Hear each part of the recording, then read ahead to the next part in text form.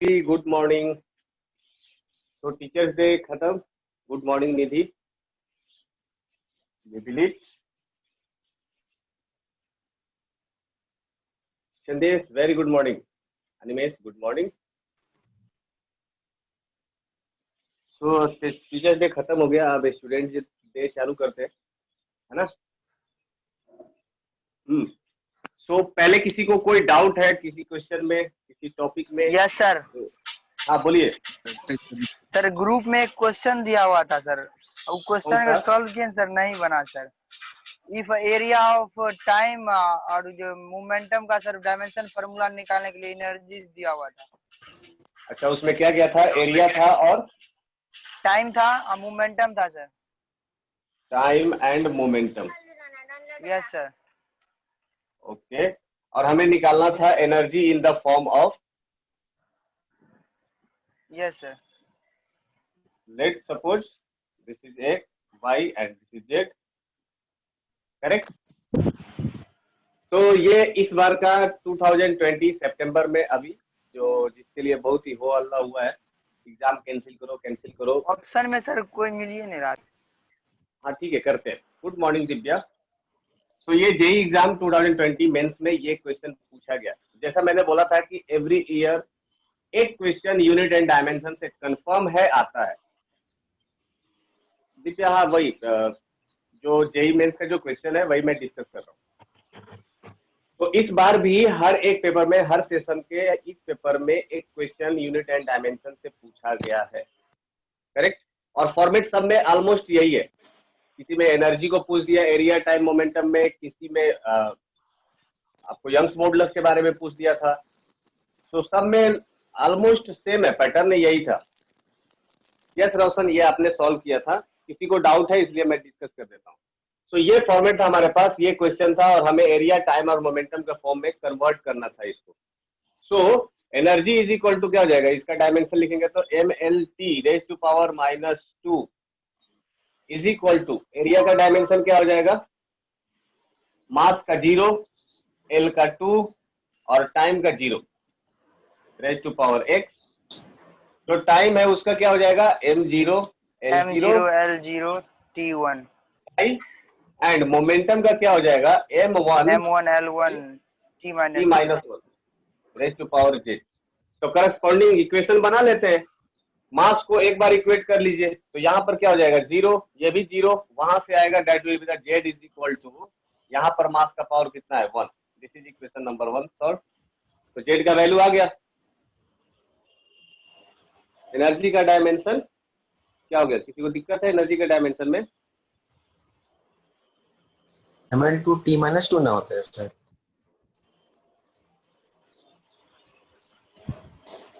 हाँ ml square, ठीक है, l स्क्वायर होगा sir. Yes sir. Others will discuss. कल आप लोगों ने जेई सेशन अटेंड किया था ना, तो फिर आज मुझसे क्यों पूछ रहे हो? कल का एनालिसिस आप लोगों ने देख ही लिया होगा, अगर किसी ने अटेंड किया है तो।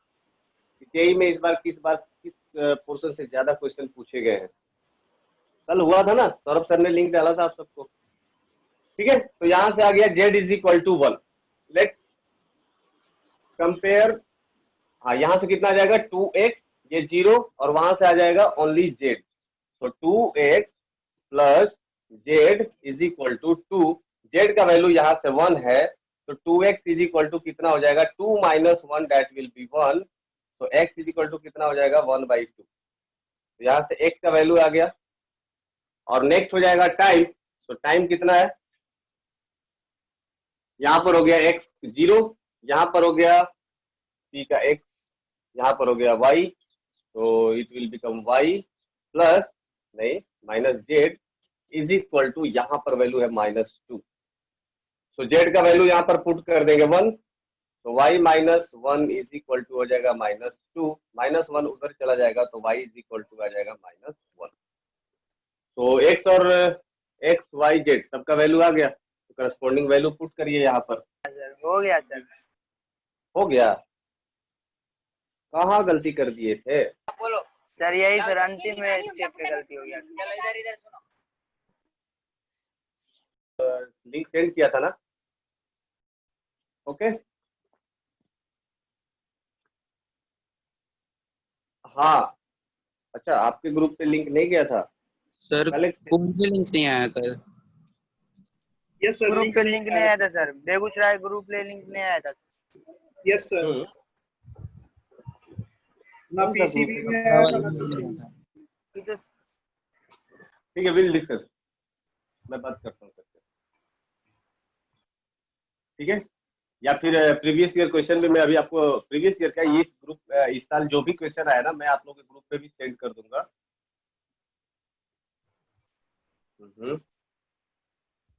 Okay okay. अगर देखिए, ऐसा कोई फिक्स पैटर्न नहीं है कि किस टॉपिक से सबसे ज्यादा क्वेश्चन पूछे जाएंगे, there is no fix and hard rule. हाँ, लेकिन कुछ टॉपिक ऐसे हैं जहां से क्वेश्चन आना ऑलमोस्ट फिक्स माना जाता है। 100 में से 95-96% चांस रहता है कि यहाँ से क्वेश्चन आएगा ही आएगा, जिसमें कि ये topic unit and dimension confirm है, ठीक है। Okay Nidhi, will talk about that. मैं आप लोगों को लिंक, अभी देखिए, आप लोग 11th पढ़े नहीं हो तो आप लोगों को बहुत ज्यादा आइडिया नहीं लगेगा कि क्वेश्चन का लेवल क्या है। ये भी कोई फिक्स नहीं है कि क्वेश्चन का लेवल क्या होगा, बहुत ज्यादा टफ होगा। जैसे लास्ट ईयर जो क्वेश्चन, इसी साल 2020 में जो फरवरी मार्च में जो एग्जाम हुआ था, उसका लेवल के कंपैरिजन में ये वाला एग्जाम थोड़ा इजी था, है ना। इस बार ये डिपेंड करता है कि आपका पेपर ज्यादा कैलकुलेटिव आ गया या ज्यादा थ्योरेटिकल आ गया, इस बात पे डिपेंड करता है कि पेपर कैसा है, टफ है या आसान है। पेपर देखिए, ऑलमोस्ट क्वेश्चन सारे बनने लायक होते हैं, बन भी जाते हैं, लेकिन पेपर लेंथी हो जाता है। अगर कैलकुलेशन ज्यादा हो गया, आपको ज्यादा टाइम लगाना पड़ रहा है कैलकुलेशन करने के लिए, तो फिर पेपर टफ हो जाता है, फिर आप बहुत ज्यादा क्वेश्चन अटेम्प्ट नहीं कर पाते हो, है ना। देन आपको क्या करना पड़ता है? हाँ बोलिए। सारे बोलिए। क्वेश्चन न्यूमेरिकल होते हैं? नहीं नहीं, ऐसा कोई फिक्स रूल नहीं है, ऐसा कुछ भी फिक्स नहीं है कि सारे क्वेश्चन न्यूमेरिकल आएंगे, न्यूमेरिकल पार्ट ज्यादा होगा या थ्योरेटिकल पार्ट ज्यादा होगा, ऐसा कुछ भी फिक्स नहीं है।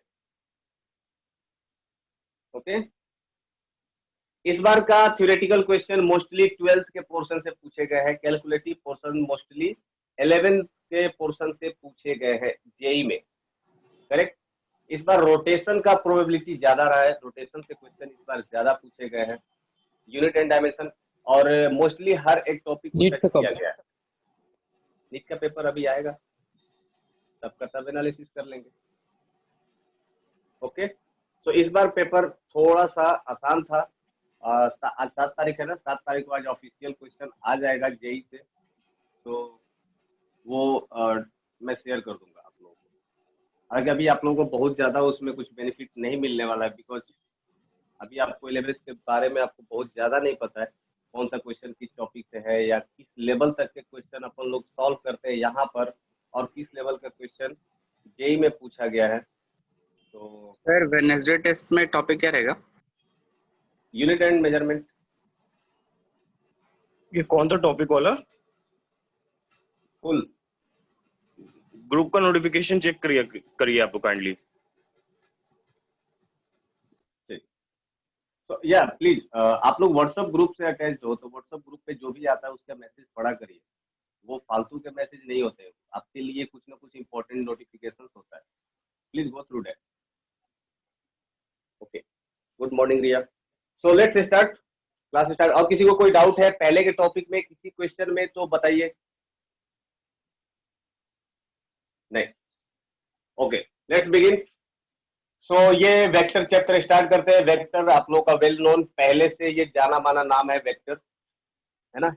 क्लास 9 से सुनते आ रहे होंगे कि ये डिस्प्लेसमेंट एक वेक्टर क्वांटिटी है, और फोर्स एक वेक्टर क्वांटिटी है, और डिफिनीशन भी बता दिया जाता है। The physical quantity which has magnitude as well as direction is known as vector quantity. तो ये रटा रटाया सबको डिफिनीशन इसका पता है कि वेक्टर क्वांटिटी होता क्या। मैं बता रहा हूं कि why do we need vector, vector की जरूरत क्यों पड़ गई। पहले से ही हमारे पास 2 + 2 4 जानते थे, है ना। वेक्टर हमें नया क्यों लाना पड़ा, इसके पीछे का रीजन है, देखिए सिंपल है।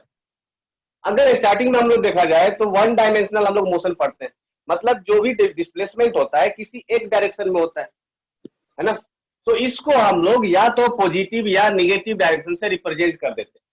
हमें पता नहीं होता है कि ऊपर जा रहा है नीचे जा रहा है, उससे हमें कोई फर्क नहीं पड़ता है, दैट इज वन डायमेंशनल, एक ही डायरेक्शन में ये जा रहा है, या तो ऊपर या तो नीचे, या तो इधर या तो इधर, करेक्ट।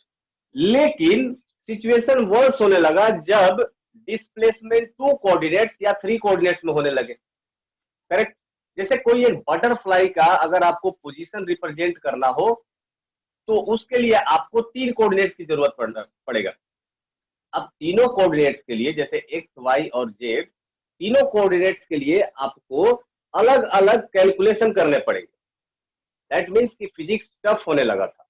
जैसे जैसे नंबर ऑफ कोऑर्डिनेट्स बढ़ने लगे वैसे वैसे फिजिक्स में कैलकुलेशन बढ़ने लगा। टू रिड्यूस दैट कैलकुलेशन और एक सिंपल रिप्रेजेंटेशन के लिए हमने वेक्टर का जरूरत पड़ा, और फिर आया हमारे रोल में वेक्टर, ठीक है। सो वेक्टर का बेसिकली जो नीड था वो यही था कि ये फिजिकल क्वांटिटी को, डायरेक्शन को रिप्रेजेंट करे। अब उसके लिए तो हमारे पास पहले से कोऑर्डिनेट ज्योमेट्री पड़ा हुआ है, किसी भी पॉइंट को रिप्रेजेंट करना है तो एक्स, वाई, जेड कोऑर्डिनेट से रिप्रेजेंट कर दीजिए। Of course x, Y, z coordinate से हम लोग रिप्रेजेंट कर सकते हैं। We can represent the position of that body, correct, but coordinate geometry से हम लोग कैलकुलेशन नहीं कर सकते, सिंपल लाइन में नहीं कर सकते। आई बात समझ में? उसके लिए वापस से आपको क्या चाहिए? वेक्टर ज्योमेट्री ही चाहिए, वेक्टर कैलकुलेशन ही करना पड़ेगा, तभी जाकर के हमारा कैलकुलेशन आसान होगा। दूसरे शब्दों में कहूं कि हमें वेक्टर किस तरह से मदद करता है फिजिक्स को आसान बनाने में, तो देखिए ऐसा है। लेट सपोज कि आपके पास एक ब्लॉक है और इस पर एक फोर्स लग रहा है एक, और ये जो फोर्स है ये 3 डायमेंशनल है।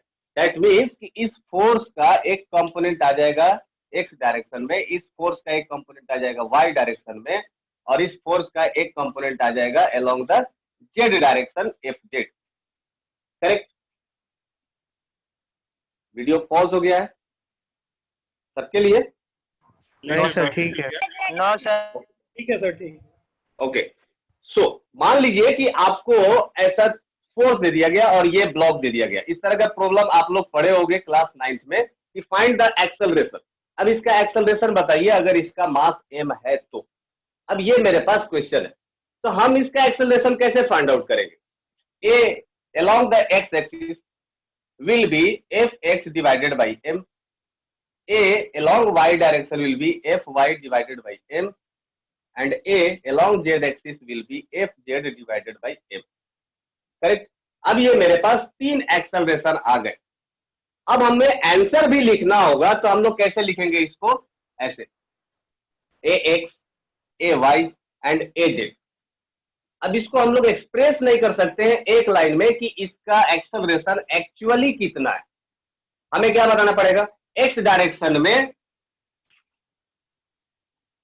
किसे? एक्सेलरेशन को। रिया, एक्सेलरेशन को हम लोग एक लाइन में रिप्रेजेंट नहीं कर पाएंगे इस तरह से कि एक्चुअल में इस ब्लॉक का एक्सेलरेशन कितना है, ये हम लोग कैसे बताएं, करेक्ट। तो हमें क्या करना पड़ेगा? इसका 3 डायरेक्शन बताना पड़ेगा कि एक्स डायरेक्शन में इसका acceleration f x by m है, वाई डायरेक्शन में इसका acceleration f y by m है, जेड डायरेक्शन में इसका acceleration f z by m है। ये 3 बार हमको बोलना पड़ेगा, 3 बार हमें लिखना पड़ेगा, तब जाकर के इसका प्रॉपर आंसर आएगा। अभी भी हमने एग्जैक्टली इसका डायरेक्शन नहीं बताया कि ये एक्सेलरेशन एक्चुअली में किस डायरेक्शन में। अभी तो हमने क्या किया? ये 3 कोऑर्डिनेट्स के बारे में मैंने बता दिया कि 3 कोऑर्डिनेट्स में ऐसा है, बट एक्चुअली ये किस डायरेक्शन में है ये भी अभी तक हम लोगों ने नहीं बताया। सो इस प्रॉब्लम को सॉर्ट आउट करने के लिए वेक्टर को इंट्रोड्यूस किया गया। एवरेज नहीं ले लेंगे? नहीं, एवरेज नहीं ले सकते ना, बिकॉज ये अलग अलग डायरेक्शन में है। एक्स डायरेक्शन में इधर है, अगर सेम डायरेक्शन में 3-4 एक्सेलरेशन होते तो सबको जोड़ करके एवरेज ले लेते, लेकिन एक्स इधर है, वाई इधर है। का डायरेक्शन क्या है? ये मैंने डॉट बनाया है। एक्चुअली क्या है ना, देखिए, एक होता है डॉट और एक होता है क्रॉस। अगर डॉट का मतलब मैंने ऐसा पॉइंट आउट किया, इसका मतलब हो गया कि that is outside the plane, है ना, बोर्ड के परपेंडिकुलर बाहर डायरेक्शन में। और अगर क्रॉस का डायरेक्शन बनाए, इसका मतलब इनसाइड द प्लेन, मतलब ये जो प्लेन है इसके परपेंडिकुलर डायरेक्शन में अंदर के तरफ। जैसे ट्रेन जाती है तो पीछे आपको एक्स दिखता है ना, ऐसा है ना, तो something is going away from you, yes dot है ये, एक सर्कल और एक डॉट, इसका मतलब ये हो गया कि जो वेक्टर है आपका इस प्लेन से बाहर की तरफ आ रहा है, और क्रॉस का मतलब ये हो गया कि जो एक्सिस है वो प्लेन के अंदर की तरफ जा रहा है, करेक्ट। तो कई बार ये आपको एप्लीकेशन में आ जाएगा, सर्कल देकर के एक डॉट बना देंगे, that means outside the plane, और सर्कल देकर के क्रॉस बनाएंगे, that means inside the plane. Okay, चलिए, so back to the topic. ये तीन अलग अलग फॉर्मेट में रिप्रेजेंट करने से अच्छा था नया इन्वेंशन किया गया वेक्टर अलजेब्रा का, और जहां पर इन तीनों को एक ही लाइन में रिप्रेजेंट किया गया, that is a x I cap plus a y J cap plus a z के कैप। अब आपको तीन अलग अलग आंसर लिखने की जरूरत नहीं है। अगर आपने सिंपल एक्सेलरेशन लिख दिया इस फॉर्मेट में, तो इसका ऑटोमेटिक मीनिंग हो गया कि एक्स डायरेक्शन में जो एक्सेलरेशन होगा वो ए एक्स होगा, वाई डायरेक्शन में इसका एक्सेलरेशन ए वाई होगा, और जेड डायरेक्शन में इसका एक्सेलरेशन ए जेड होगा, करेक्ट। सो अब तीन आंसर लिखने की जरूरत नहीं है, ये सिंपल हो गया। अब यहीं पर मामला खत्म नहीं होता है ना। चले, तुम तो बोलोगे ठीक है इतना ही तो क्वेश्चन था, कर लेंगे ना, इसके लिए इतना बड़ा अलजेब्रा पढ़ने की क्या जरूरत है। नहीं, फिजिक्स इतना ही थोड़ी है, इस एक्सेलरेशन का यूज और भी बहुत सारे जगह पर होते हैं। तो उन सब जगह आपको तीन तीन कैलकुलेशन, मतलब 1 से 3, 3 से 9, 9 से 27, 27 कैलकुलेशन, इतना करते करते टाइम वेस्ट होगा, कैलकुलेशन मिस्टेक होने का प्रोबेबिलिटी बढ़ जाता है। ओके, सो वेक्टर अलजेब्रा हमारे लिए इंपॉर्टेंट है। नितेश मैं सब कुछ बताऊंगा, जस्ट अभी मैं आपको रिप्रेजेंट करके बताऊंगा, वेट फॉर डेटा, है ना, थोड़ा सा वेट करिए, आप लोगों को सब कुछ बता दूंगा, आई जे के क्या है, ये कैसे रिप्रेजेंट करते हैं। मैंने सिर्फ आपको सिग्निफिकेंस बताया, ठीक है। ओके दीक्षा, मैंने सिर्फ आप लोगों को सिग्निफिकेंस बताया कि ये जो वेक्टर है, वेक्टर का एप्लीकेशन ऐसा है कि जो आपका कैलकुलेशन करने का जो तरीका है ये आसान हो जाएगा bye the help of vector quantity, है ना। वेक्टर के मदद से हम लोग कॉम्प्लेक्स जो मैथमेटिकल रिप्रेजेंटेशन है या जो फॉर्मूला है उनको हम लोग आसान तरीके से सॉल्व कर लेते हैं, करेक्ट। तो ये हो जाता है significance of vector, and that's why we need vector in physics. Without vector differentiation and integration, मैं तीन चीज बोल रहा हूं बार बार, वेक्टर, डिफरेंशिएशन एंड इंटीग्रेशन, ये पूरे फिजिक्स का बेस है, ये जान है पूरे फिजिक्स का, है ना। अगर इसमें आपको कहीं भी डाउट होता है, कभी भी डाउट होता है, तो आप उसको फिर से रिवाइज करिए, कोई डाउट है तो वापस से पूछिए, बट इसको इग्नोर मत करिए। अगर आपने इन तीनों को इग्नोर किया तो फिजिक्स आपको इग्नोर कर देगा, करेक्ट। तो why do we need vector, ये हम लोग समझ गए कि जो भी हमारा कैलकुलेशन होता है 3 कोऑर्डिनेट में या 2 कोऑर्डिनेट में, उस कैलकुलेशन को आसान करने के लिए हमें जरूरत पड़ती है वेक्टर। तो वेक्टर का डेफिनेशन अभी तक जो हम लोग पढ़ते आए हैं, व्हाट इज वेक्टर, तो वो यही है कि फिजिकल क्वांटिटी, सर फिजिकल, हाँ जी 12th में भी इसका यूज है सर। बिल्कुल, मैं बोल रहा हूँ फिजिक्स में है, तो physics is not only divided into 11th and 12th, उसके बाद भी है BSc, MSc, not only BSc MSc, जब आप लोग आगे जाओगे इंजीनियरिंग वगैरह करोगे तो भी वेक्टर का यूज है, means it is mathematics, yes it is based, vector is based. So a physical quantity which has magnitude,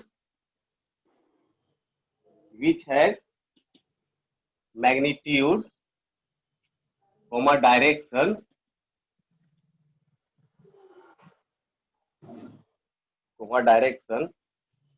and यहां तक तो 9th में पढ़ते आए हैं, a physical quantity which has magnitude and direction is called vector quantity, but इतना definition ही सही नहीं है, इसके आगे और क्या होगा, a physical quantity which has magnitude, direction and must follow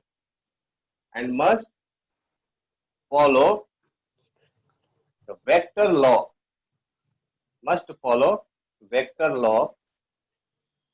of addition, vector law of addition is called vector quantity. So Called vector algebra will. हाँ क्या क्या क्या बोला? Vector law of algebra.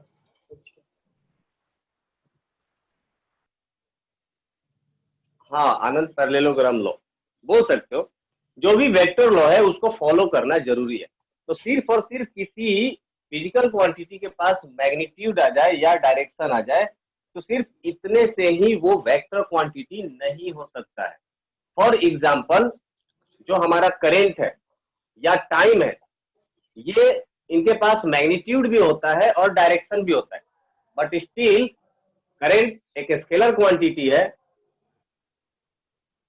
Nidhi just wait, मैं सब कुछ explain करूंगा, सब कुछ एक्सप्लेन करूंगा। वेक्टर लॉ ऑफ एडिशन क्या होता है, वेक्टर लॉ क्या होता है, वेक्टर का प्रॉपर्टी क्या होता है, वेक्टर कितने टाइप के होते हैं, एडिशन कैसे किया जाता है, मल्टीप्लाई कैसे किया जाता है, डिवाइड कैसे किया जाता है, ये सब कुछ बताएगा। थोड़ा सा इंतजार कर लो आप लोग। करेक्ट। सो जो मैग्नीट्यूड एंड जो डायरेक्शन होता है सिर्फ इतना ही काफी नहीं है किसी भी फिजिकल क्वांटिटी का वेक्टर कहने के लिए। फॉर एग्जांपल करंट, करंट के पास डायरेक्शन भी होता है। करंट का हमेशा एक डायरेक्शन होगा, जब डायरेक्शन डिफाइन करोगे तभी जाकर के करंट भी डिफाइन कर सकते हैं। बट करंट एक स्केलर क्वांटिटी है बिकॉज कि वो वेक्टर लॉ को फॉलो नहीं करता है। तो जब तक कोई भी फिजिकल क्वांटिटी वेक्टर लॉ को फॉलो नहीं करेगा तब तक उसको हम लोग वेक्टर नहीं कहेंगे। ठीक है। तो क्या सभी क्वांटिटी वेक्टर ही है? नहीं है। जो जिस क्वांटिटी के पास डायरेक्शन नहीं होता है उसको हम लोग क्या बोल देते हैं? Scalar quantity. ठीक है, स्केलर क्वांटिटी। तो स्केलर क्वांटिटी का डेफिनेशन क्या हो जाएगा? द फिजिकल क्वांटिटी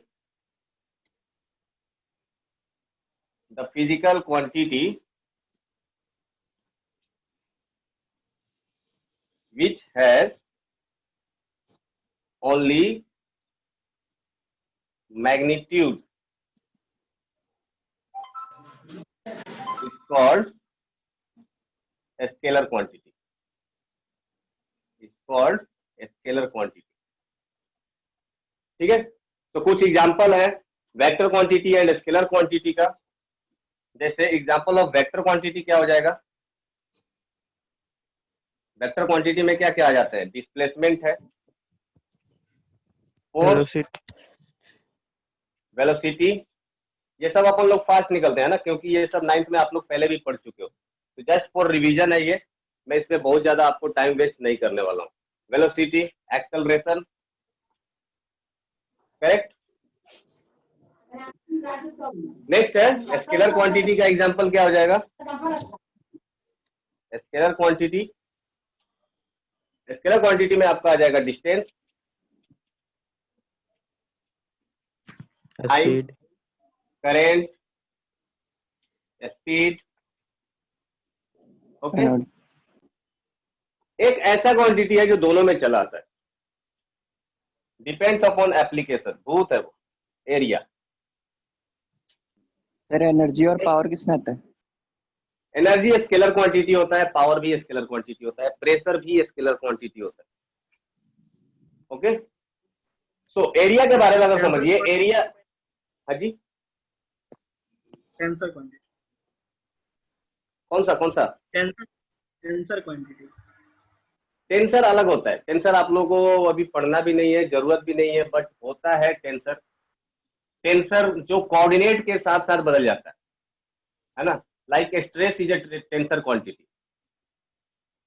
जो स्ट्रेस होता है ना बॉडी के अंदर, वो हो जाता है टेंसर क्वांटिटी, जिसको रिप्रेजेंट करने के लिए आपको एक प्लेन ओरिएंटेशन की भी जरूरत पड़ती है कि किस ओरिएंटेशन में आप मेजर करना चाहते हो। तो उसको डायरेक्शन भी चाहिए, ओरिएंटेशन भी चाहिए। So that is different thing you need. Okay? Sir कोई डायरेक्शन में ही ना लगाते हैं क्या? Pressure? Pressure? Yes sir. Pressure की बात कर रहे हैं? Yes sir. हाँ, लेकिन प्रेशर वेक्टर लॉ को फॉलो नहीं करता है। मैंने बोला ना, अगर डायरेक्शन है भी तो वेक्टर लॉ को फॉलो करना जरूरी है।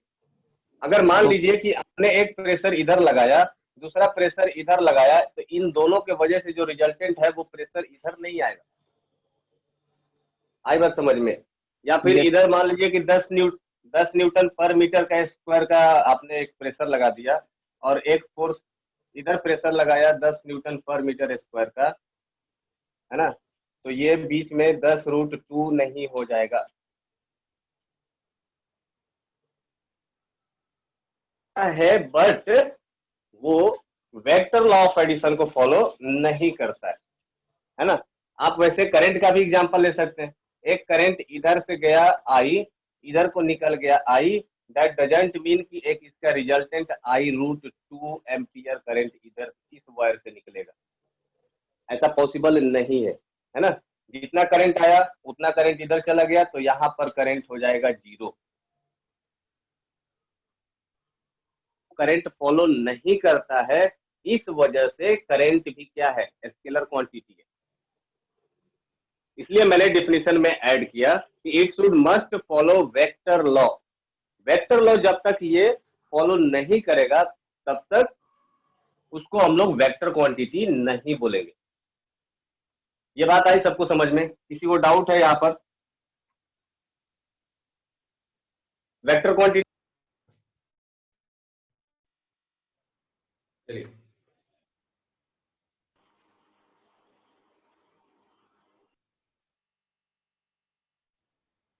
वेक्टर लॉ पहले नहीं बता सकता हूं।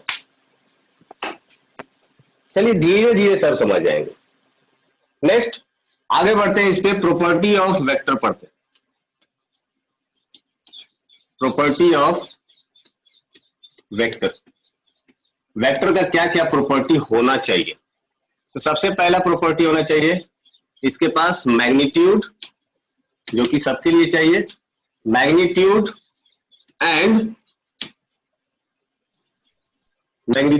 And unit. दूसरा हैव डायरेक्शन, तो डायरेक्शन भी होना चाहिए। तीसरा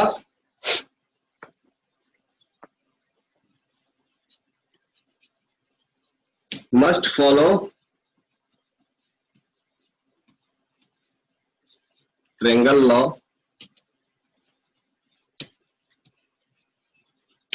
triangle law. Third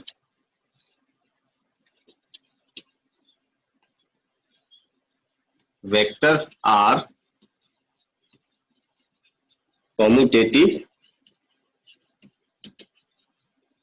that is a vector plus b vector is equal to b vector plus a vector। मतलब आप इसके ऑर्डर को चेंज कर सकते हो। बिना मैग्नीट्यूड का कैसे आप मेजर कर सकते हो? बिना मैग्नीट्यूड का आप कैसे बता सकते हो कि कोई चीज किधर है? आपको मेजरमेंट तो चाहिए ना। विदाउट मेजरमेंट लाइक वो फिजिकल क्वांटिटी ही नहीं होगा। अब स्माइल है, सो कितना हंसे मेजर करके बताइए। सो अगर मेजरमेंट नहीं होगा तो वो फिजिकल क्वांटिटी नहीं होगा, और फिजिकल क्वांटिटी है तो मेजरमेंट होगा, मेजरमेंट है तो मैग्नीट्यूड होगा। बिल्कुल माइनस भी हो सकता है।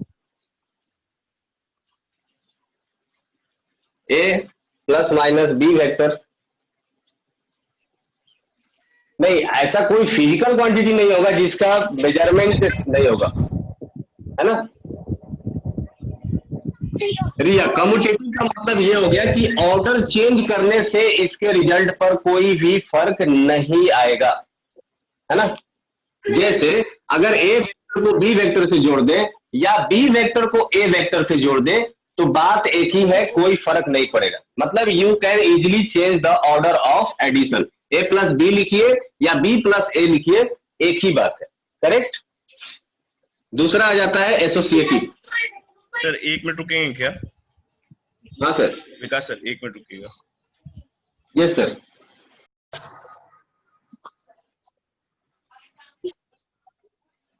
हेलो।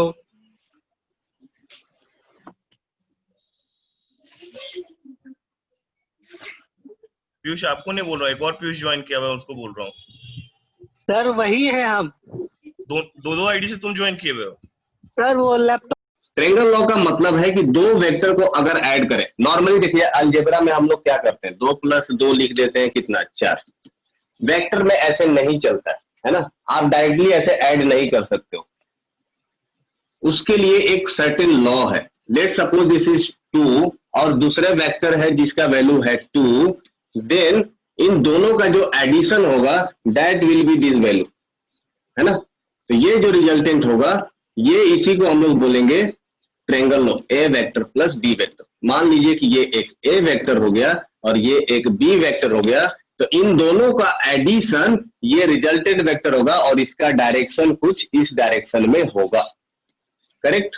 सो इसी को हम लोग बोलते हैं ट्रायंगल लॉ, है ना। ये ऐसा सिंपल अलजेब्रा में नहीं चलता है, हम लोग नॉर्मली 2 + 2 लिख देते हैं, बट वेक्टर के केस में ऐसा नहीं लिख सकते। हाँ जी सर वहाँ पे पाइथागोरस थ्योरम तो नहीं लगेगा? पाइथागोरस थ्योरम यहाँ पर लग भी सकता है, नहीं लग सकता है, डिपेंड करता है कि ये एंगल कितना बन रहा है, करेक्ट। तो ऐसा कोई फिक्स्ड रूल नहीं है कि ये पाइथागोरस थ्योरम लगाना है या नहीं लगाना है। अभी पाइथागोरस थ्योरम तो सिर्फ 90 डिग्री राइट एंगल ट्रायंगल में ही बनता है। तो यार सर ट्रिगो से फिर तो कर सकते हैं, ट्रिगो वाले रेशियो से, जैसे में सब वहाँ पे 60 होगा 30 होगा तो वहाँ पे लगा देंगे। कोई रेशियो नहीं चलेगा, वो जब हम लोग पढ़ेंगे तब आपको समझ में आ जाएगा एक्चुअली ये ट्रायंगल लॉ से भी हो सकता है, वो सब देखेंगे अपन लोग ट्रायंगल लॉ के समय। फिलहाल सीरीज वाइज चलते हैं ना, बारी बारी से आते हैं ट्रायंगल लॉ के ऊपर। मैंने सिर्फ आपको एक हिंट दिया है कि इस तरह से ट्रायंगल लॉ होता है। एक्चुअल में वेक्टर का addition is quite different from your normal addition, है ना। चलिए वेट फॉर द टाइम, थोड़ी देर के बाद वहां पर पहुंच जाएंगे। So vector are associative. Associative का मतलब क्या हो गया कि a vector plus B vector अगर ये ब्रैकेट में है और प्लस सी वेक्टर ब्रैकेट के बाहर है, देन आप ब्रैकेट को चेंज कर सकते हो, ऑर्डर चेंज कर सकते हो। A vector plus B vector plus C vector लिख सकते हो, इसमें आपके रिजल्टेंट में कोई चेंजिंग नहीं आएगा, करेक्ट। तो इसलिए इसको हम लोग बोलते हैं associative nature. You can change the bracket, कभी भी आप ब्रैकेट को ए प्लस बी को आप बी प्लस सी भी ऐसा चेंज कर सकते हो, ठीक है। तो ये हो गया नॉर्मल प्रॉपर्टी वेक्टर के बारे में कि इतने सारे चीज वेक्टर कर सकता है, वेक्टर के पास होना चाहिए। तो नॉर्मली टाइम पास डन, ये नोट्स के लिए था ओनली। अब आते हैं how many types of vector, ठीक है। या उससे पहले बता देता हूं रिप्रेजेंटेशन ऑफ वेक्टर। देखिए वेक्टर को रिप्रेजेंट कैसे करते हैं, रिप्रेजेंटेशन ऑफ वेक्टर, वेक्टर को रिप्रेजेंट कैसे करते हैं।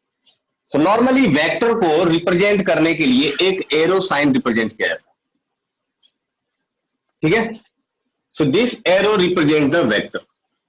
इस लेंथ ऑफ एरो, ये जो लेंथ है एरो का, इस लेंथ को हम लोग बोलते हैं मैग्नीट्यूड, मैग्नीट्यूड, करेक्ट। और ये जो हेड है, this head, head represent direction, direction of vector, ठीक है। ये जो हेड है ये हमें बताता है कि एक्चुअल में जो वेक्टर क्वांटिटी है उसका डायरेक्शन किधर के तरफ होगा। नॉर्मली ये चीज किसके लिए होता है, for graphical method, for graphical method. Actual में हम लोग ऐसा लेंथ तो बनाने वाले हैं नहीं, जब लेंथ वगैरह सब कुछ बनाना होता तो फिर तो ये मुश्किल हो जाएगा, करेक्ट। जब हम लोग ग्राफिकल मेथड इस्तेमाल करते हैं, then length of this arrow will represent the magnitude of physical quantity and arrow that is head of this arrow will represent the direction of vector quantity, है ना। लेकिन नॉर्मली जो हम लोग रिप्रेजेंट करते हैं वो रिप्रेजेंट करते हैं ऐसे, ए बी वेक्टर या ए वेक्टर या बी वेक्टर, इस फॉर्मेट में हम लोग रिप्रेजेंट करते हैं। करेक्ट। तो यहां पर जहां पर भी आपको टॉप पे एरो नजर आएगा, समझ लीजिएगा कि ये वेक्टर क्वांटिटी है। एनसीईआरटी में उन्होंने एक पैटर्न और फॉलो किया है, बोल्ड लेटर। बोल्ड लेटर का मतलब क्या हो गया कि ये एरो ना दे करके उन्होंने क्या किया है, ए को बोल्ड कर दिया है, ए को बोल्ड करके और रिप्रेजेंट किया है simply this is the vector quantity. Why this is happen, because कभी कभी जो टाइपिस्ट होते हैं ना उनको एरो देने में प्रॉब्लम होती है, तो उनके लिए एक शॉर्ट नोटेशन बना दिया गया कि आप लेटर को सिंपली क्या कर दीजिए, बोल्ड कर दीजिए, इसका मतलब हो जाएगा that will be a vector quantity. Correct. तो ये एक एनसीईआरटी ने पैटर्न फॉलो किया है बोल्ड लेटर से भी। तो या तो आपको एरो दिया रहेगा या बोल्ड लेटर होगा फिजिकल क्वांटिटी का, तो आप समझ जाइएगा कि ये एक वेक्टर की बात कर रहा है, ये एक वेक्टर क्वांटिटी है। ओके। बी को बोल्ड कर सकते हैं, बी को बोल्ड कैसे करूं, देखिए ये हो गया बोल्ड लेटर। अगर ऐसा मैंने बोल्ड फॉर्मेट में लिख दिया तो ये भी हो जाएगा। सर हम लोग बोल्ड रिप्रेजेंट कर सकते हैं कि नहीं? लेकिन आप लोग बोल्ड क्यों रिप्रेजेंट करोगे, इसको इतना ज्यादा पेन से बार बार उसको बोल्ड करिए, बोल्ड करिएगा तो क्या फायदा है, टाइम वेस्ट होगा आपका। नॉर्मली आप एरो बनाइए ना जल्दी से, ठीक है। That is for the typist लोगों के लिए ये आसान होता है बोल्ड लेटर लिखना then of a vector arrow form करना और बी एरो फॉर्म करना, तो उनके लिए ये बनाया गया है। चलिए आगे बढ़ते हैं। तो ये हो गया एक नॉर्मल रिप्रेजेंटेशन कि हम लोग वेक्टर को रिप्रेजेंट कैसे करते हैं, ठीक है। इसमें आपको ध्यान क्या देना है, देखिए प्रॉब्लम किधर आ जाता है, आप ए वेक्टर जैसे ए से किसी ए पॉइंट से बी पॉइंट के तरफ गया, ए से बी पॉइंट के तरफ गया, तो हम लोग इसको रिप्रेजेंट कर देते हैं a B vector. Okay. But अगर मान लीजिए कि वो बी से ए के तरफ आया तो आप ऐसे नहीं लिख सकते हो, ऐसा नहीं कि डायरेक्शन आपने चेंज कर दिया और बी से ए चला गया, तो ये गलत रिप्रेजेंटेशन है, आप ऐसे नहीं रिप्रेजेंट कर सकते। यस, इसका सही रिप्रेजेंटेशन क्या हो जाएगा, that will be the b a vector, b से ए के तरफ।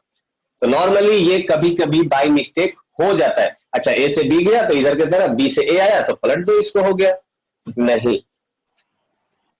ओके। गलत है, ये कुछ रूल है शुभम जिसको आपको फॉलो करना होता है, जो सबने माना है वो आपको भी मानना है, ठीक है। सो ये ऐसे रिप्रेजेंट नहीं किया जाता है, this is not the correct way of representation, this is the only correct way. जो भी आपका एरो होगा वो आपका लेफ्ट हैंड से राइट हैंड के तरफ ही होगा, ठीक है। तो और ये जो एरो होगा ये, हाँ जी बोलो बोलो, एरो का डायरेक्शन कभी भी चेंज नहीं होगा? नहीं, आप जनरल रिप्रेजेंटेशन में ऐसे नहीं करोगे। जब आप ग्राफिकल रिप्रेजेंटेशन करोगे तो कर सकते हो, जब आप ग्राफ बनाओगे तो एक एरो आप ऐसा बना दीजिए और अगर ये एरो उल्टा हो गया इसका मतलब ये डायरेक्शन चेंज हो गया, तो आप ग्राफिकल रिप्रेजेंटेशन में ऐसा कर सकते हो। लेकिन जब आप अलजेब्रिक रिप्रेजेंटेशन में लिखोगे, अलजेब्रा को रिप्रेजेंट करोगे ए बी वेक्टर या B a vector P vector, तो पी वेक्टर ऐसे नहीं लिख सकते, पी वेक्टर जब भी लिखेंगे तो ऐसा ही लिखेंगे, this is the correct way, this is the wrong way. Is it simple, सबको समझ में आ गया? तो आप इस तरह से रिप्रेजेंट नहीं कर सकते। ये क्वेश्चन था 440 वोल्ट, नॉर्मली लोग गलत कर बैठते हैं कभी कभी। सर स्मॉल लेटर कब लिखेंगे? स्मॉल लेटर जब आपको एरो शो करना है तो आप स्मॉल लेटर लिखिए, है ना। आप ए को ए वेक्टर भी लिख सकते हो, ये कैपिटल और स्मॉल लेटर लिखने के लिए कोई पाबंदी नहीं है। ओके। तो सर इस दोनों का मतलब सेम ही होगा? दोनों का मतलब सेम ही है, ए वेक्टर लिखिए स्मॉल में या कैपिटल में लिखिए, कोई फर्क नहीं पड़ता है। हाँ, लेकिन एक अनबोल्ड लिखिए ए वेक्टर और एक बोल्ड लेटर लिखिए, इन दोनों में थोड़ा सा फर्क ये है ना। ये तीन क्वांटिटी आपको दे दिया गया, ये अनबोल्ड विथ एरो है, ये बोल्ड है, और ये अनबोल्ड है, नॉर्मली एक लेटर है। तो दिस इज नॉर्मली एक लेटर है ना, दिस इज सिंपल लेटर, एक ए जो लिखा जाता है ABCD, वो ए है। ए पे जो एरो है और जो बोल्ड है दोनों तो सेम ही होगा ना? ये दोनों सेम है, ये both are representing the vector quantity, vector quantity है ना। तो जो बोल्ड है और जो एरो के साथ आया, ये दोनों वेक्टर क्वांटिटी है। ये एक नॉर्मल सिंबॉलिक लेटर है, दैट इज ए। ओके, कोई डाउट किसी को? No sir. चलिए, ओके, इसके बाद नेक्स्ट आता है, वेक्टर को रिप्रेजेंट करने के लिए दो तरह का कोऑर्डिनेट सिस्टम इस्तेमाल किया गया। So vector can be represented in two forms, है ना। फर्स्ट फॉर्म हो गया that is polar form, polar form. Coordinate system जानते हो ना आप लोग, कोऑर्डिनेट के बारे में? कोऑर्डिनेट जानते हो क्या? Coordinate, what is coordinate? Yes Anand, दो तरह का कोऑर्डिनेट होता है ना, एक होता है पोलर कोऑर्डिनेट और एक होता है Cartesian coordinate. Am I correct? सब लोगों ने सुना होगा polar coordinate and Cartesian coordinate. So polar coordinate, polar form में भी रिप्रेजेंट किया जाता है वेक्टर को, and that is the very simple. जैसे आप लोग उसको रिप्रेजेंट करते हो पोलर फॉर्म में, वेक्टर में भी ऐसे ही रिप्रेजेंट करते हैं। If this is any point, then whatever is the length of this arrow and what is the angle theta, इसको हम लोग नॉर्मली r, थीटा के फॉर्म में रिप्रेजेंट कर देंगे। That is the polar form of vector, polar form. Okay, और जो Cartesian format होता है, ये हो गया, ये आसान है, इसमें कोई मुश्किल नहीं है। ये यहां से ओरिजिन से इस पॉइंट का जो डिस्टेंस होगा, late suppose this is r and which is making angle theta with the positive x axis और y एक्सिस, तो इसको नॉर्मली हम लोग रिप्रेजेंट कर देंगे r, थीटा। ओके, तो ये हो गया पोलर फॉर्मेट। नेक्स्ट हो जाता है कार्टेशियन फॉर्म, जो आपको सबसे ज्यादा यूज में आएगा। पोलर फॉर्म बहुत ही कम यूज में आने वाला है, सबसे ज्यादा आपको जो यूज में आएगा वो हो जाएगा कार्टेशियन, या इसको हम लोग रेक्टेंगुलर कोऑर्डिनेट सिस्टम भी बोलते हैं, रेक्टेंगुलर कोऑर्डिनेट, है ना। तो इसमें हम लोग क्या करते हैं, तीन एक्सिस ड्रॉ करते हैं। ये हो गया x, ये हो गया y, z and x axis. ये तीन कोऑर्डिनेट सिस्टम इसमें हम लोग ड्रॉ करते हैं, है ना। और इन तीनों कोऑर्डिनेट के मदद से हम लोग किसी भी पॉइंट को रिप्रेजेंट कर देते हैं। लाइक लेट सपोज अगर मुझे इस पॉइंट को रिप्रेजेंट करना है, तो हम लोग इसको क्या रिप्रेजेंट करेंगे, x, y, z। ये तो हम लोग कोऑर्डिनेट सिस्टम में रिप्रेजेंट कर देते हैं। अगर इस पॉइंट का पोजीशन है P, तो इस पॉइंट का पोजीशन वेक्टर हम लोग लिख देंगे, that is X I cap plus Y J cap plus Z के cap, where X, Y, Z are magnitude along x, y, z axis,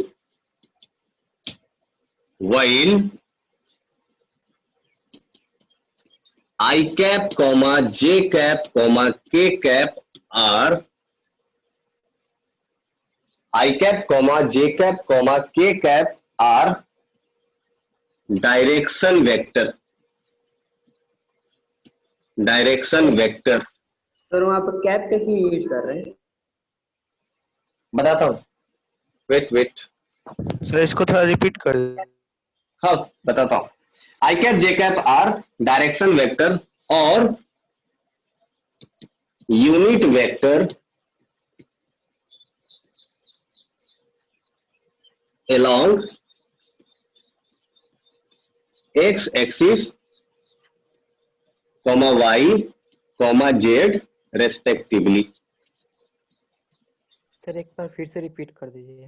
हाँ जी हाँ जी हाँ जी, देखिए फिर से बताओ, अगर आपके पास 3 एक्सिस है और तीनों एक्सिस में मैं किसी पॉइंट को एक रिप्रेजेंट किया by the coordinate of X comma Y comma Z से, X comma Y comma Z से, तो इसको हम लोग वेक्टर फॉर्म में कैसे रिप्रेजेंट कर सकते हैं? That is denoted by x I cap y J cap z के कैप।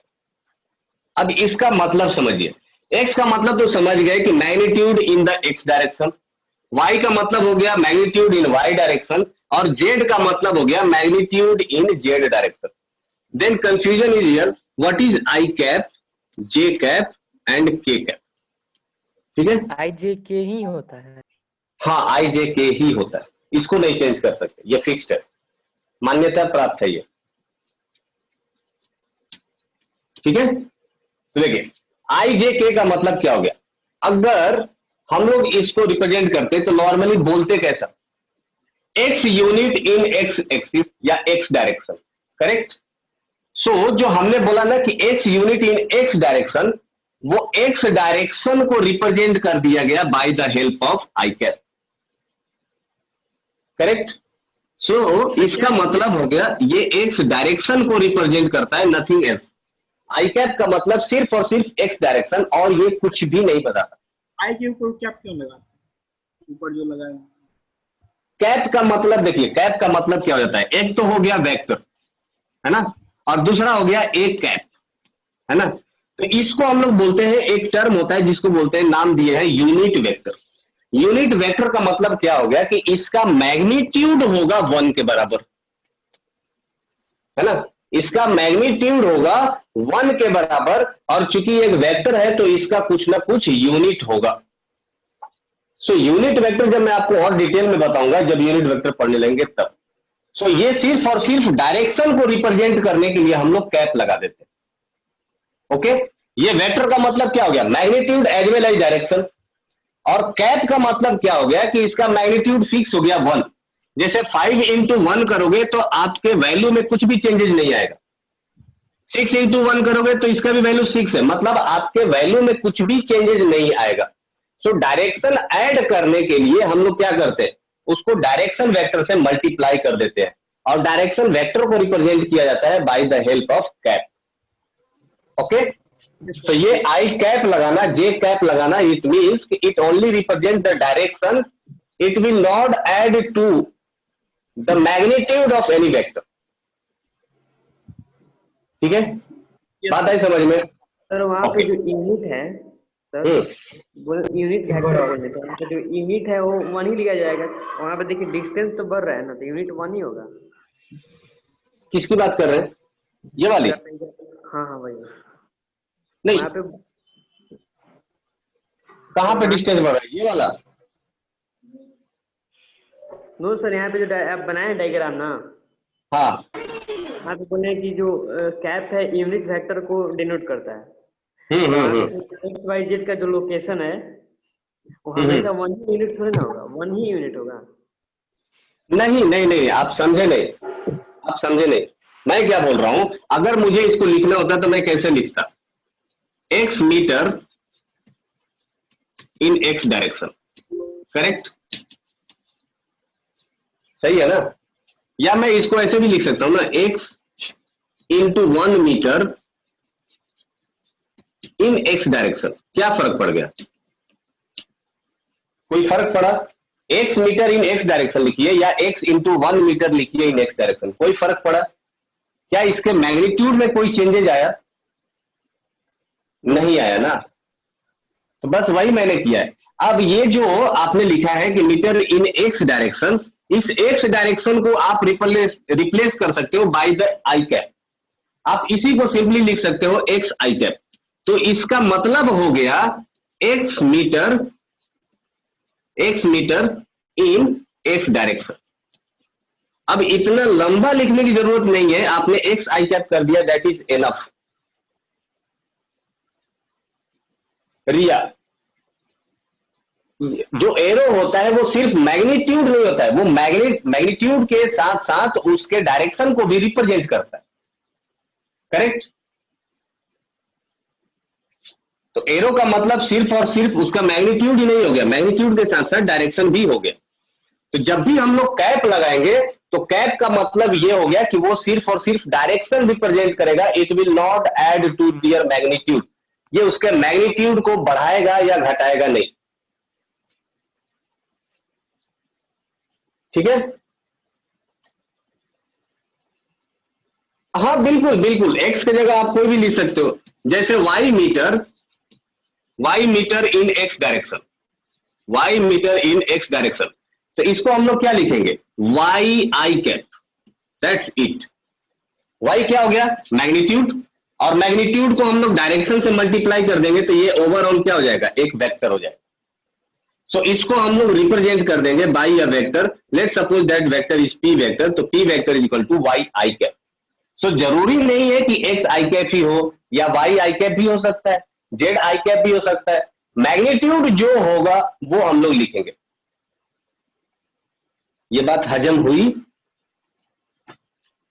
यस सबको हजम हुआ क्या? Yes sir. हाँ ओके।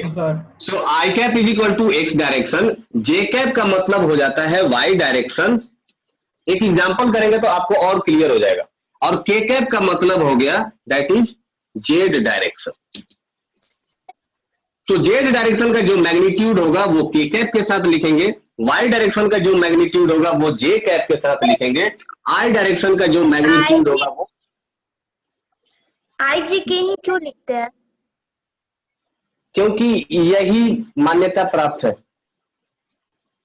गवर्नमेंट के द्वारा अप्रूव्ड सिंबल है।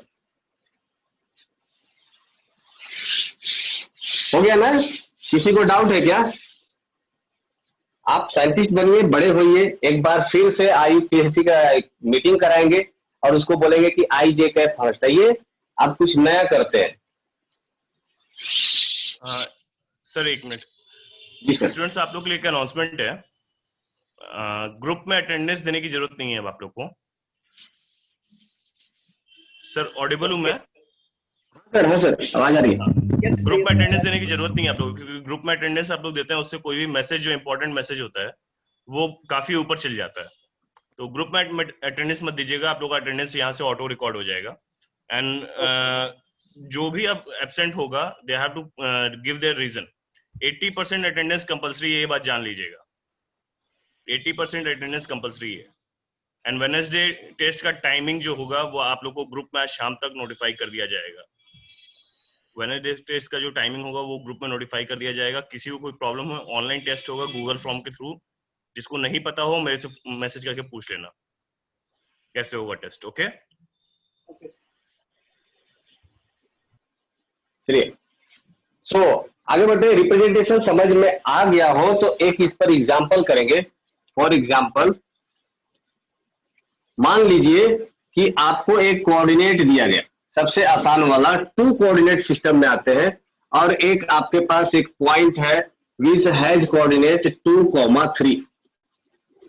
अब ये तो आप सबको पहले से पता होगा ना कि 2 represent the x axis and 3 represent y axis. जो पहले आता है वो एक्स एक्सिस है, जो बाद में आ गया that is y axis. So how can we write in the vector form? इसको वेक्टर फॉर्म में कैसे लिख सकते हैं?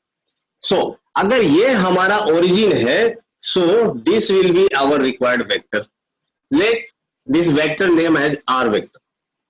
ओके, सो इसको हम लोग कैसे लिख सकते हैं? R vector is equal to लिखेंगे एक्स डायरेक्शन में कितना 2, तो हम लोग इसको लिख देंगे 2i कैप, और y डायरेक्शन में कितना 3, सो इसको हम लोग लिख देंगे 3j cap. Correct? Yes yes Riya, very good very good, समझ गए आप लोग, होशियार हो यार। चलिए, सो लेट्स ट्राई दिस। ये एक पॉइंट है, this is y, this is positive x, है ना, and this is 4 and this is -2. Then how can we write? कैसे लिखेंगे इसको?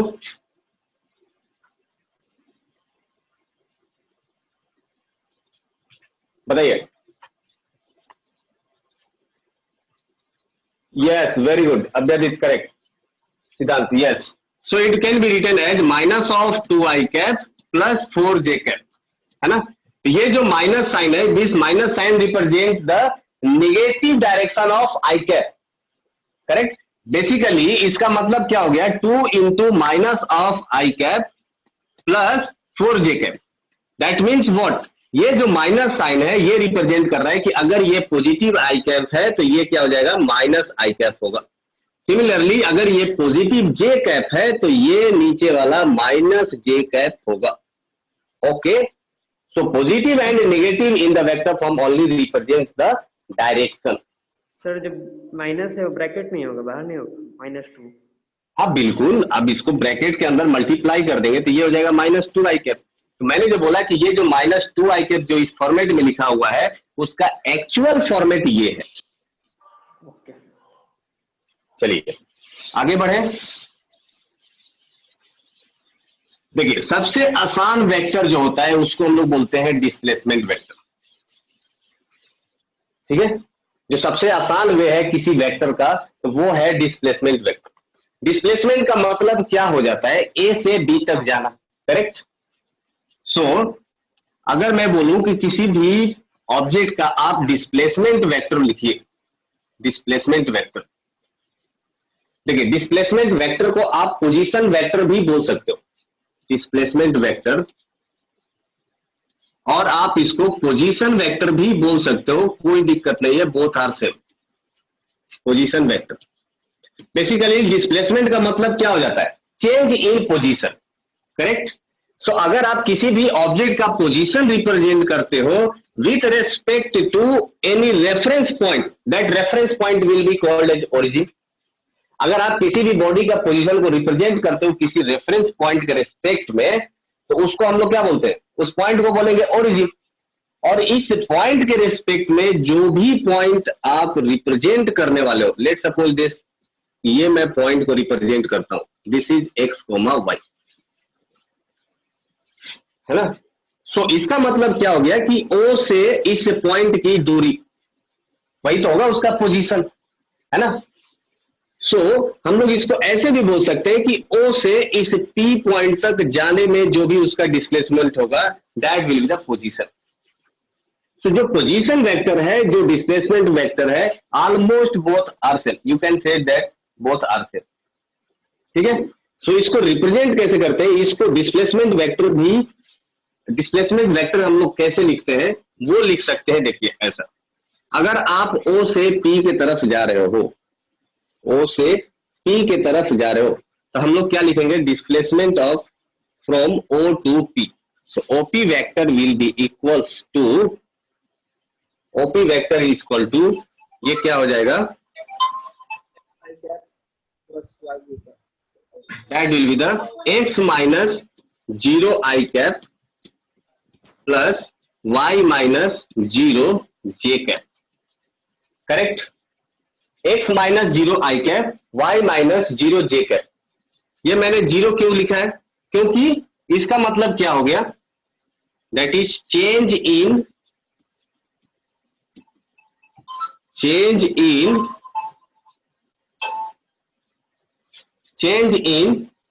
x डायरेक्शन, और इसका मतलब क्या हो गया, चेंज इन y डायरेक्शन, है ना। बाद में कितना हो गया 0, पहले कितना था, सॉरी बाद में कितना हो गया y, पहले कितना था 0, जो change in position of y direction हो गया। सिद्धांत ऐसा कोई फिक्स्ड रूल नहीं है कि हमेशा ओरिजिन पे ही होगा, ऐसा ओरिजिन पर इसलिए हुआ क्योंकि वो O से P पॉइंट पर गया है तब, ठीक है। सो y डायरेक्शन में चेंज कितना हो गया, y minus initial position y minus 0, और इसका मतलब क्या हो गया, x माइनस 0, मतलब x डायरेक्शन में चेंज कितना हो गया। सो फाइनली हम लोग लिखेंगे कि OP vector is equal to कितना हो जाएगा, that will be the xi cap minus yj cap. So ultimate, sorry plus इसका मतलब अल्टीमेटली हमने क्या लिख दिया, एक्स आई कैप जो हम लोग पहले लिखे थे वही लिखा है ना। बस सिर्फ इसमें सिर्फ डिफरेंस इतना ही हो गया कि हमने इस फॉर्मेट में लिखा। इसको अगर हम लोग जनरलाइज करना चाहें तो जनरलाइज ऐसे कर सकते हैं, that is displacement vector is equal to x2 minus x1 I cap plus y2 minus y1, sorry जगह छोटा है, अगर हमको जनरल फॉर्म में लिखना होगा तो हम लोग लिखेंगे this is y, this is x, this is origin O, and let's suppose there are two positions. Let's suppose there are two positions x1 comma y1 comma z1, x2 comma y2 comma z2। ये position है A, ये position है B, और ये let suppose कि एक object A से B के तरफ मूव किया, A से B के तरफ मूव किया, तो हम लोग क्या लिखेंगे, displacement vector that is A से B की तरफ, that is AB vector is equal to final, ठीक है, final position minus initial position, यही तो होता है displacement. So final position x direction क्या था, दैट वाज x2, इनिशियल क्या था x1, और ये हो गया आई cap plus y2 minus y1, ये हो जाएगा j cap plus z2 minus z1, ये हो जाएगा k cap. Correct. So this is the proper way of writing displacement vector. Okay, हो गया ये। एक्स वाई जेड का वैल्यू दिया है? हाँ बिल्कुल बिल्कुल दिया रहेगा। ये हो गया ए बी वेक्टर। इसमें किसी को डाउट है? सर एक क्वेश्चन हो जाए। हाँ बिल्कुल बिल्कुल, क्वेश्चन अब क्वेश्चन ही करेंगे। देखिए, अगर ओरिजिन के रेस्पेक्ट में अगर सेम चीज को लिखना पड़ता, अगर ओरिजिन के रेस्पेक्ट में इसी चीज को लिखना होता तो हम लोग कैसे लिख देते? मान लीजिए कि ये पोजीशन ए है ना, और इसको मुझे लिखना पड़ता ओरिजिन के रेस्पेक्ट में, दैट इज इसको हम लोग क्या लिखते, O A vector. So O A vector is equal to क्या लिख देंगे, O A vector is equal to लिख देंगे x1 minus 0, so that will be the, sorry एक मिनट, हाँ जब तक आप लोग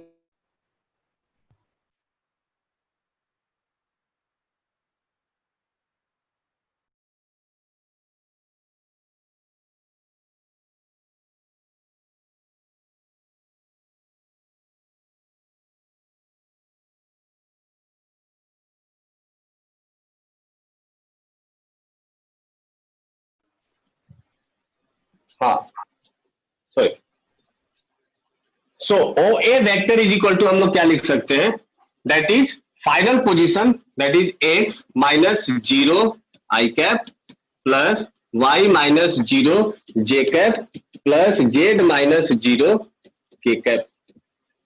ओके, सो नॉर्मली इसको हम लोग लिख सकते हैं x I cap plus y j cap plus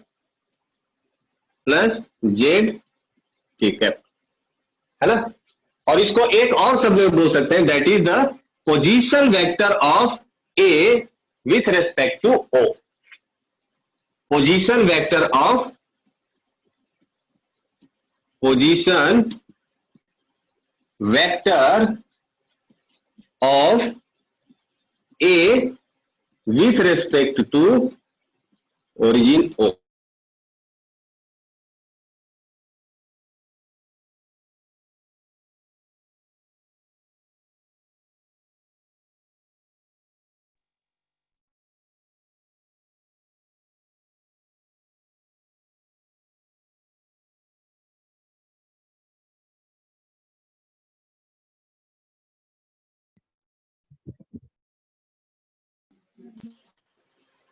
किसी को कोई डाउट? वीडियो पॉज है क्या? यस सर, पॉज था। पॉज हो गया था सर, फिर से बताइए। अब ठीक है सर। हाँ ठीक है, देखिए,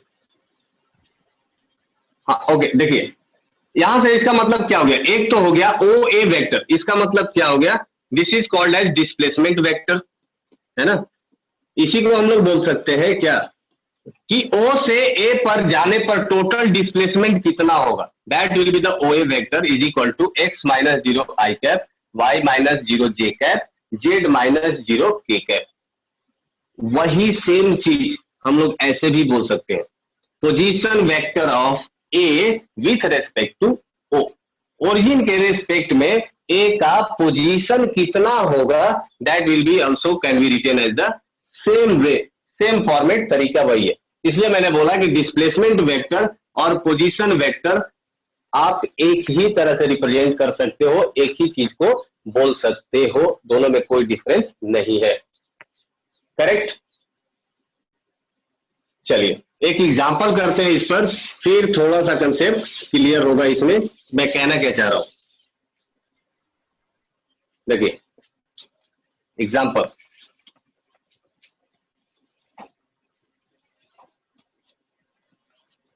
लेट सपोज दैट कि एक बॉडी पहले से ए पर 1, 2, -3 पर है और वो बी पोजीशन तक गया, दैट इज जो पोजीशन है 2, 4,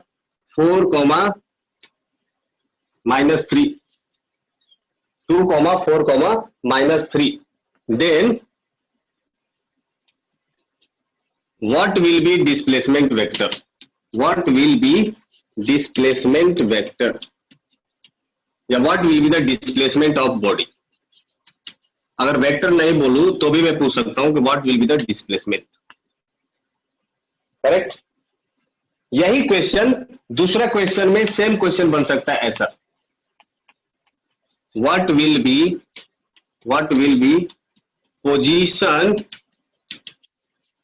position of B with respect to A? Correct? So A से बी की तरफ जा रहा है, ए से बी की तरफ जा रहा है, आई कैप प्लस 2 जे कैप, आई cap plus 2 J cap plus 0 k cap. Yes, इसका मतलब यही हो जाएगा। फाइनल डेस्टिनेशन क्या है? बी। इनिशियल डेस्टिनेशन क्या था? ए। तो हम लोग क्या लिखेंगे? ए से बी के तरफ जा रहा है, that is A B vector is equal to कितना हो जाएगा? 2 - 1 I cap plus 4 - 2 J cap plus -3 minus of -3 K cap. तो यहां से ये वाला टर्म तो हो जाएगा 0, सो ये क्या हो जाएगा? Only 1 I cap plus 2 J cap. 1 लिखने की जरूरत नहीं होता है तो डायरेक्ट लिख सकते हैं आई कैप प्लस 2 जे कैप। क्या ये बात सबको समझ में आई? सर हाँ जी, स्पीकिए।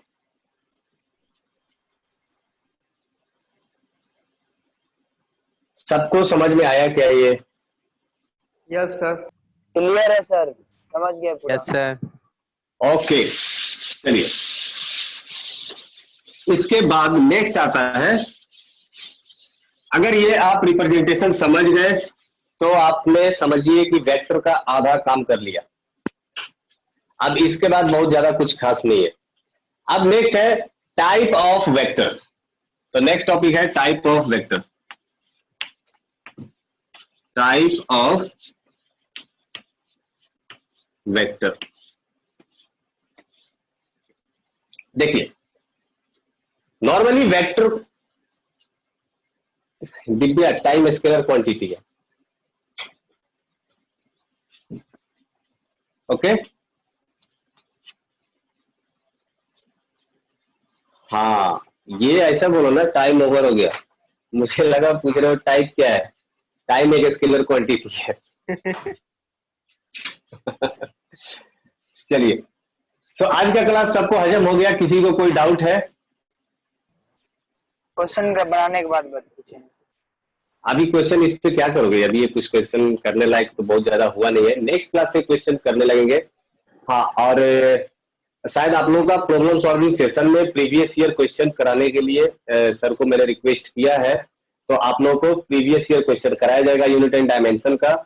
एक बार आप फॉर्मेट भी देख लोगे और आपके वेडनेसडे को जो टेस्ट होने वाला है उसके लिए प्रिपरेशन भी हो जाएगा। तो आई होप टेस्ट आप लोगों का अच्छा जाएगा। सो ऑल द बेस्ट, मिलते हैं नेक्स्ट क्लास में। Bye bye. Thank you sir. हाँ सर। सर टाइम कौन सा quantity? Thank you sir. Time scalar quantity है।